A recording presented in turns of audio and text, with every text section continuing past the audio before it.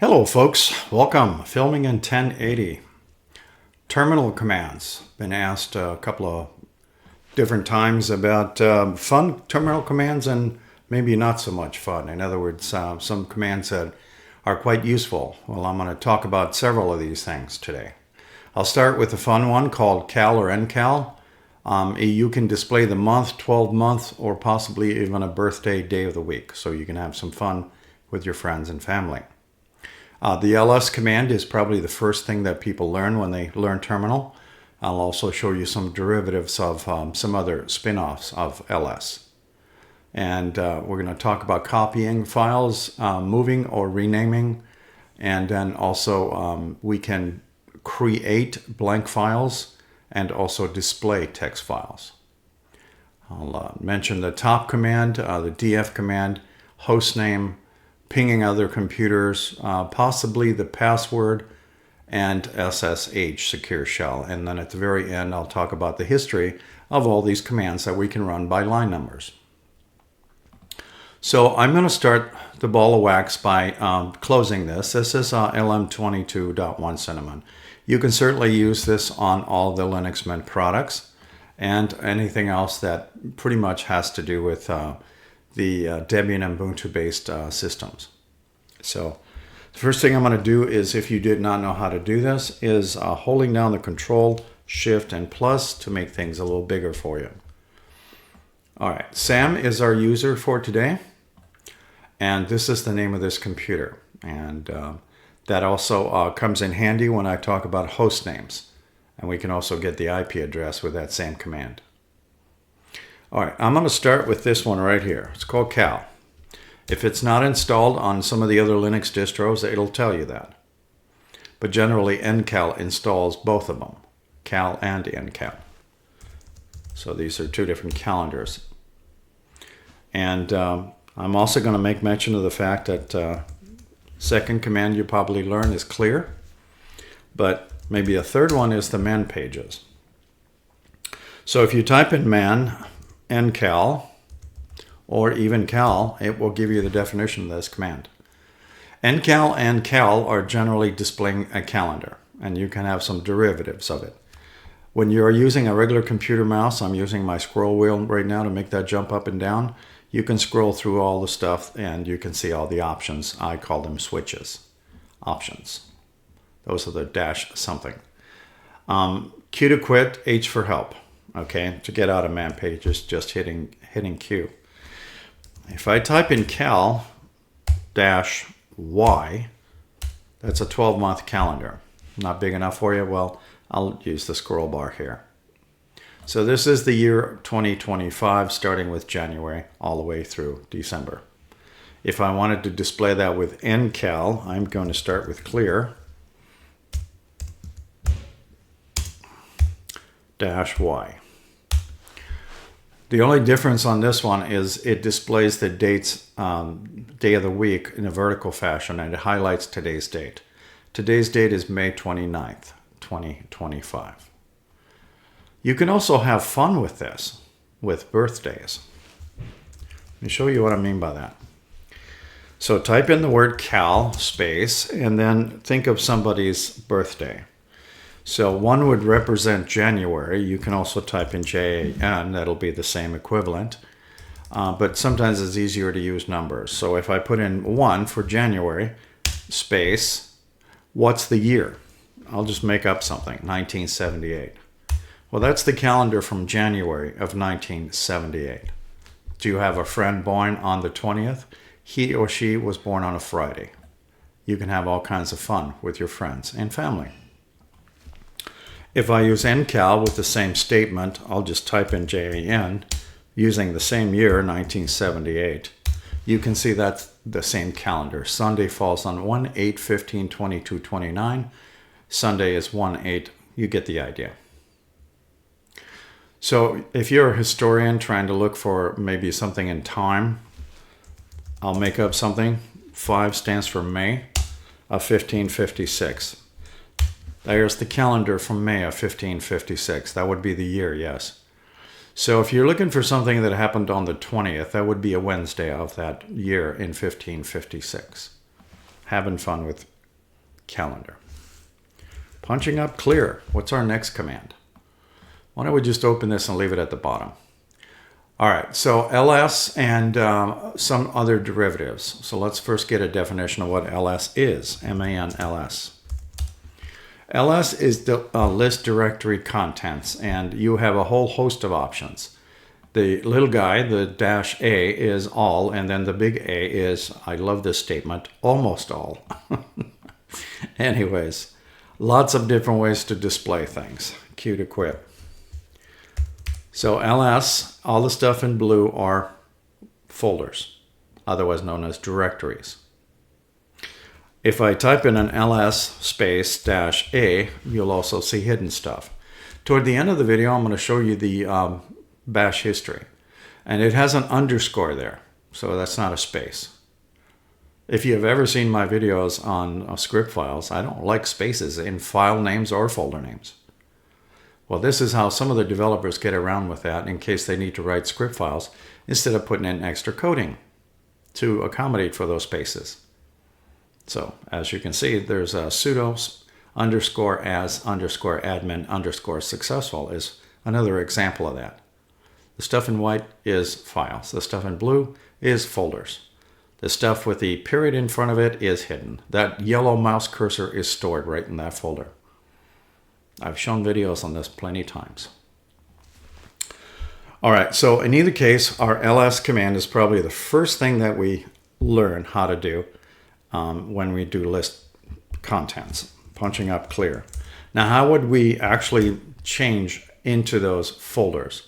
We generally use the cd command. I know that's not on my list, but that kind of goes together. Cd is change directory. Now, if I type in the word test, uppercase letters, it doesn't know what I'm talking about.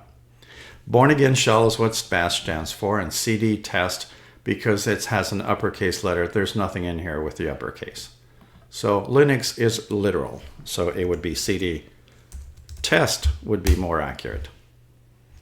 And that would be representing your home folder, /test is the name of the folder.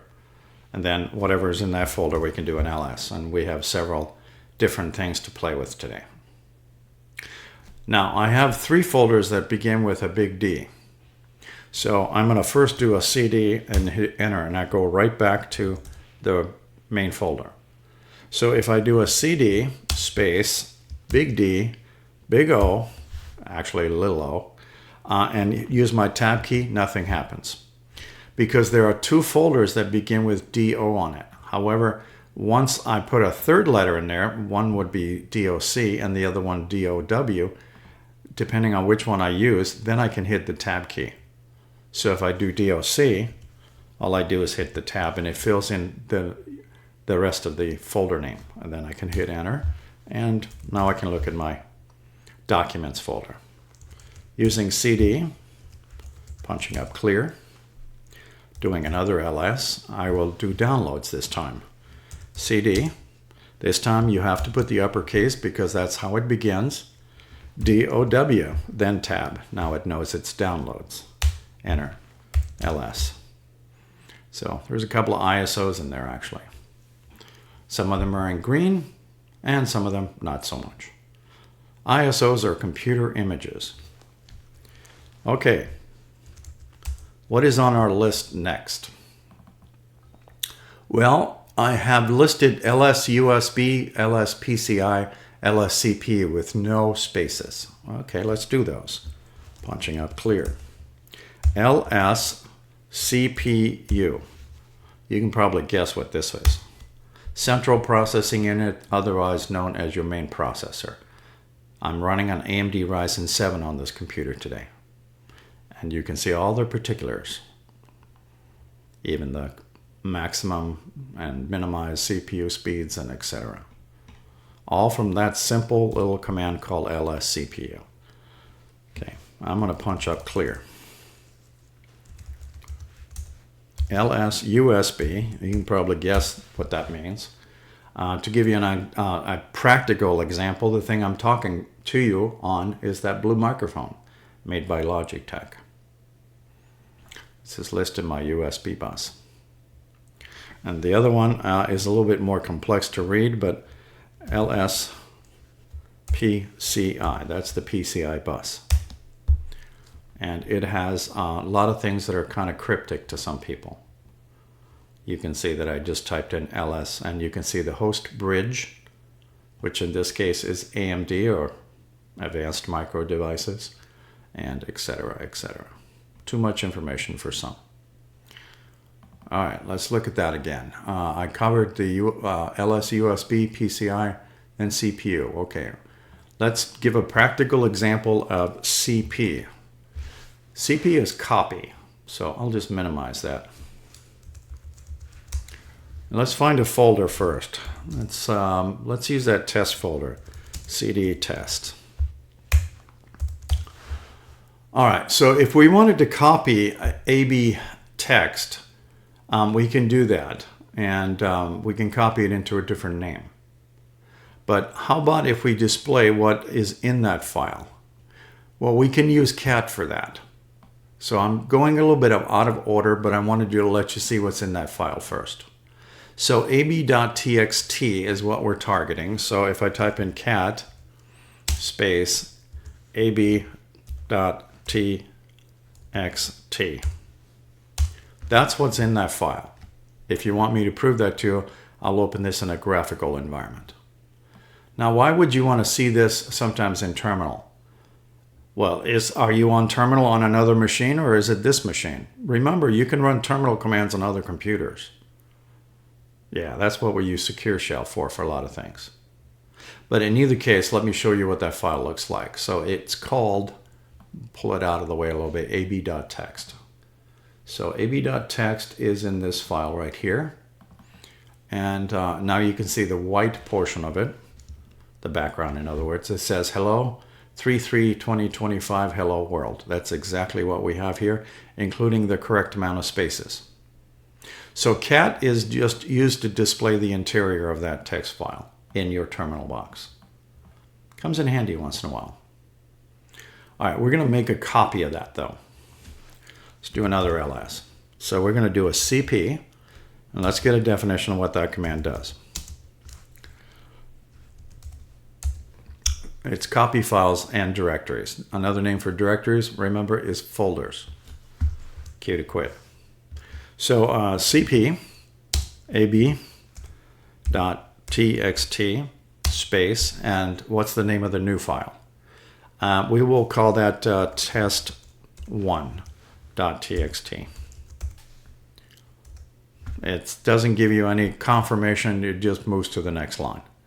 Now, how do you know that's been copied? Well, you can do another ls.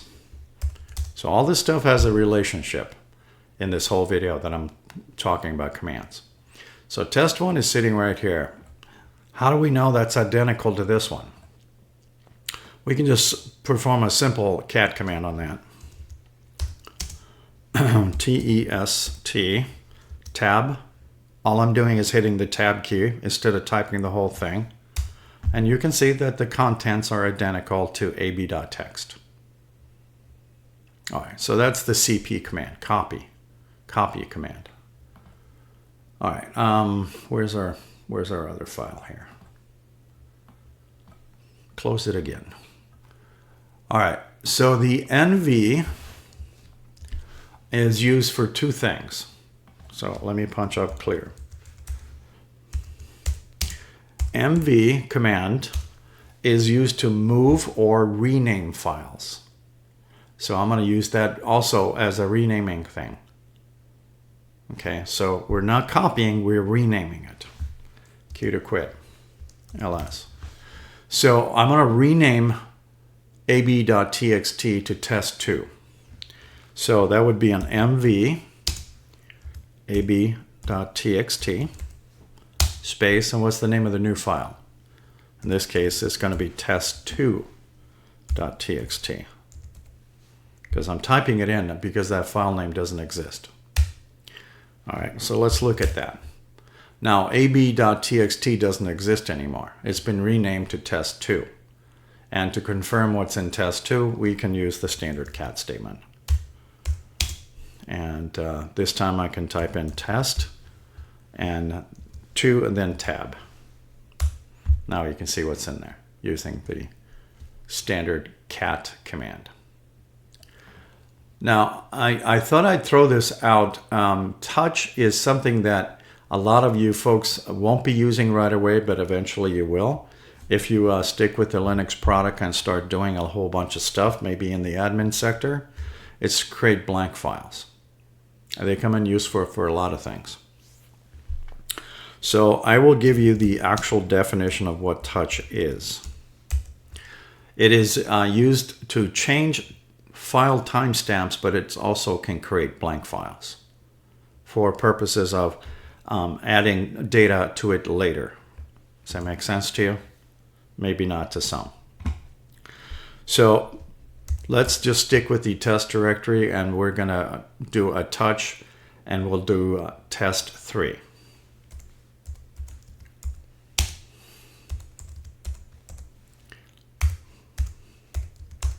All right, so touch space test3.txt, enter. This file currently has nothing in it, but it is a file nonetheless in the, sorry, I didn't mean to hit that extra character there. Apologize. So test 3 is what I did a cat or touch on, sorry, touch. If I do a cat on touch 3, or test 3, sorry, test 3, .txt, you won't see anything. Let me let you see it in the graphical format. So this file is literally empty. There's no bytes in it.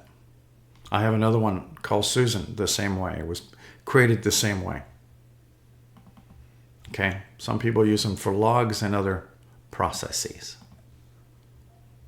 Let's get back to, all right, maybe some more fun stuff, maybe top and df and host name. Let's punch up clear. I'll get you the definition of what top is. Top is installed on all Linux distributions and generally is found in terminal and console. And you can run this at any time, and you can run top also on remote systems. I use that when I need to run a top command on using Secure Shell on a different system, for instance. So we can do lots of things with top, but generally it's used to display what's going on, processes. And I'll show you how to read this. So I'm just going to type in top and hit enter. It's the most simplest command in the world. All right, so basically it gives me at the top, no pun intended, it'll have today's time right here. And you can see it says 350 on it. It's 1550, same thing. And it's been up and running for about 29 minutes. That's the last time I either rebooted or I logged in. Okay. Number of tasks, 1 is running, 329 are snoozing or sleeping, 0 stopped, no zombies, and my RAM information is right here, represented in MIB format. This is 32 gigs of RAM. The swap file is even indicated here. But processes, nonetheless, I'll need to yank this over. If your terminal box is small, you will get that cut off, and there's no other address bar at the bottom that will tell you there's more stuff. You will need to expand the box out until you see at least the command line.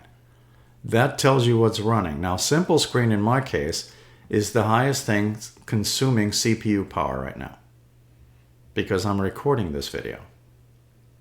The other thing of note is process 1, if I can highlight it fast enough for you, is systemd. Not all systems are based off of systemd though. But in either case, I just wanted to let you see the top command. How do you get out of it? You can either use Q, and if you're running top again, you can also use Control-C. Okay, punching up clear. So that's the top command. Again, you can run that on remote machines also. The df command can be of interest to you if you're doing especially remote machines. I do this actually pretty heavily. So if I'm SSHing into another machine and I need to look at their disk usage right away, all I do is run the df command. And I'm going to first do this on this machine. So we're just going to go back to the standard home folder. That part didn't matter at all. So let's get a definition of what DF is. DF is file system space usage, and it has lots of options, and this time I'm going to scroll down to let you see two of them. The option of -H, small h, is human readable.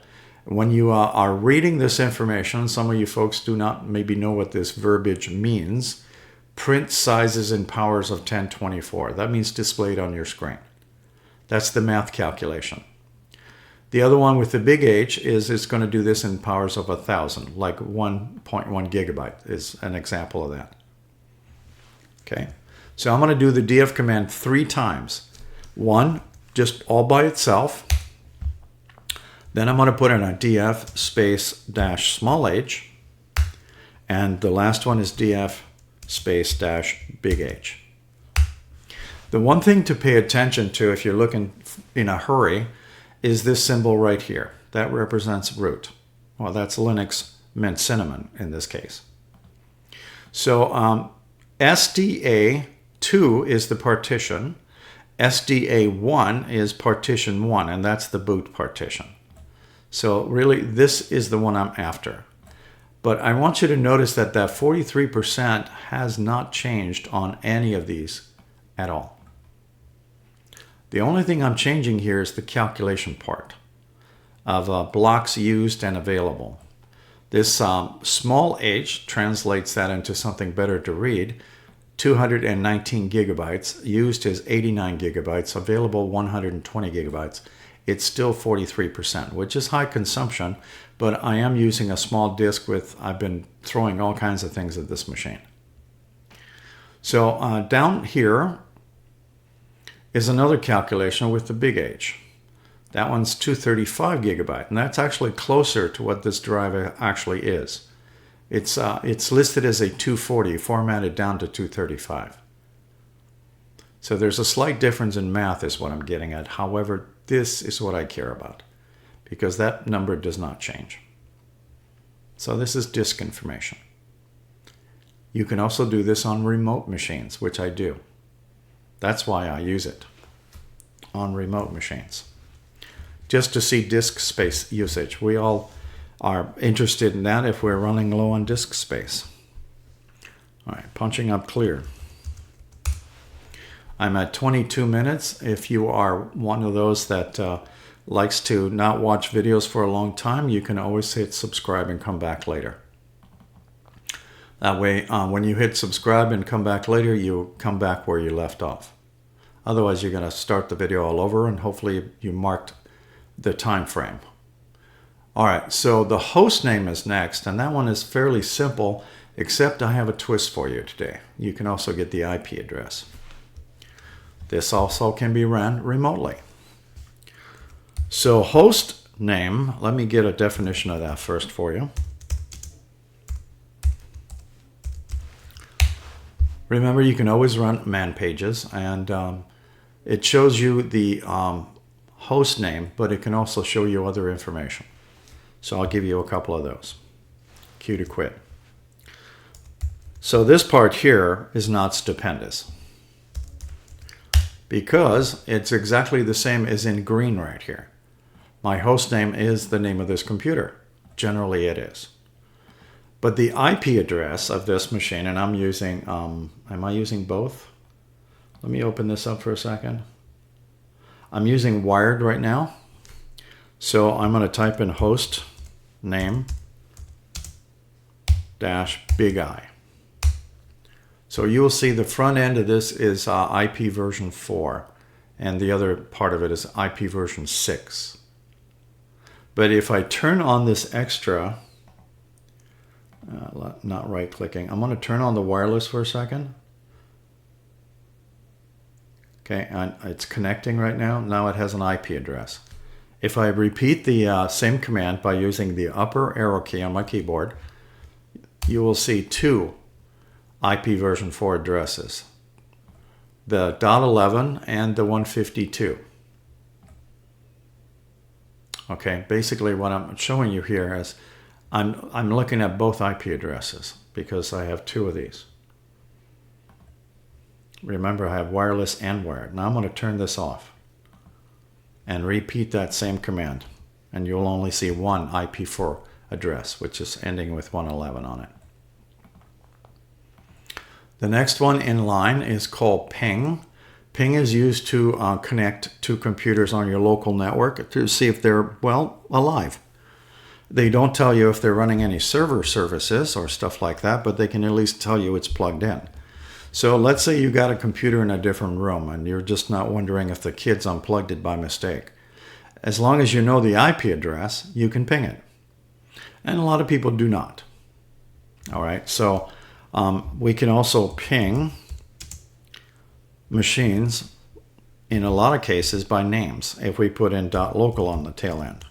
Because generally the name of your computer is not in your host file, generally. Okay, mine is not listed in here. As you can see, it's not finding anything. But I can tell you that machine is online because I'm going to ping it for you right now. So I'm going to ping the machine by its IP address. It actually has two. 116, it answers back, Control C, and the other one's 108. Because that one is actually running both wired and wireless. Let's try a 0 in there. And then you can see it's finding it. So a lot of times we can do the .local, but not all cases. So sometimes it's the way it's spelled also. So let me give you an example of that. So if I do ping lowercase mx99.local, you can see it's hanging. Control C to stop that. If I change that letter here to a big M, and maybe this letter to a big X, let's see if it'll find it that way. Nope. Control C. Let's try one more thing.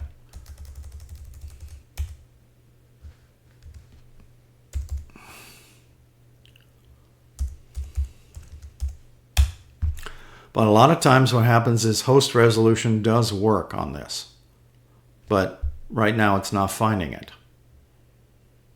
Sometimes it has to do with if you have upgraded your network services, but ping in general, you can use the IP address. So in my case, that machine is called MX99, and I can prove it to you by using this command right now. I'm going to use SSH. I'm skipping out of order. This is called Secure Shell.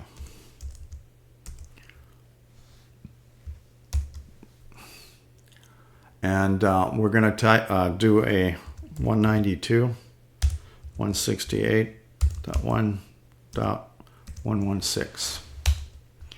It's asking me for a password for that system. You won't see me type in anything. I'm literally logged into that machine, and you can see it's called MX99. We tried to ping that earlier. I got no response, remember? So for me to log into that machine and actually see that, because I can use the hostname command, and you can see it's called MX99. But it wouldn't answer me with .local because, again, not all of these kind of things are guaranteed sometimes. But pinging them by IP address sometimes works better. I can also run a df command on that machine remotely. That one is got 9% in use, and it's 2 terabyte. It's an NVMe type of hard drive. It's on partition 2. Partition 1 is the boot on that NVMe. I can also run the top command remotely. Keep in mind, this is not this local system. Do you remember when I did the top command on this machine, it only said X amount of minutes? Well, this says 7 days on here. 7 hours and 42 minutes. That's how long that system has been up and running. And it's a remote system. This also on process 1 is not system D.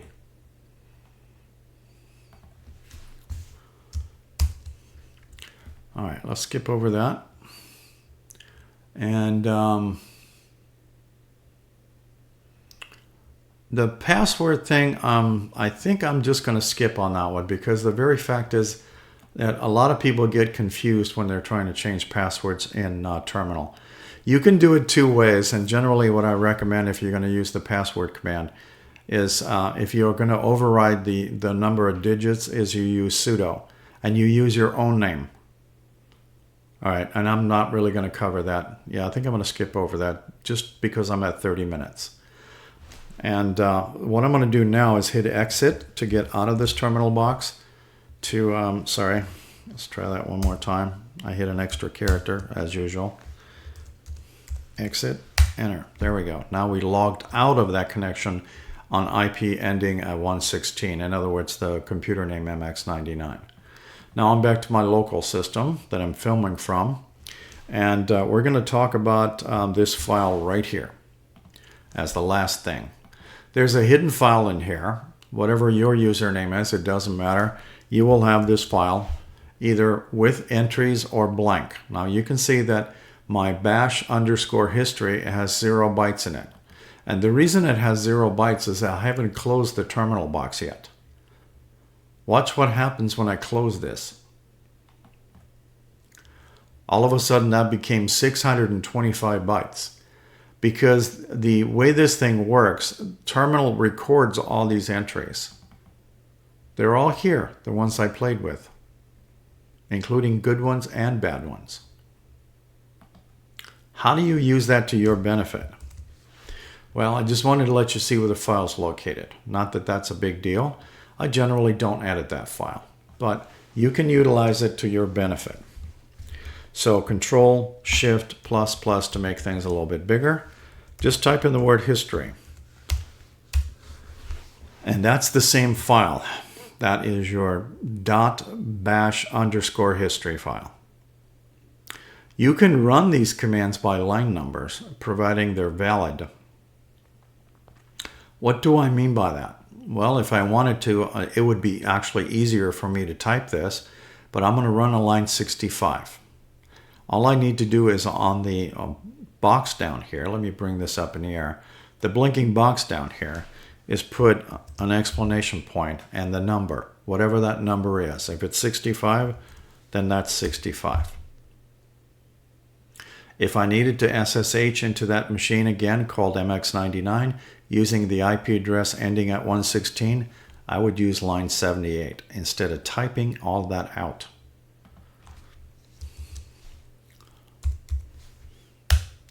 Now it's asking for a password. I didn't have to type in SSH space username at IP address.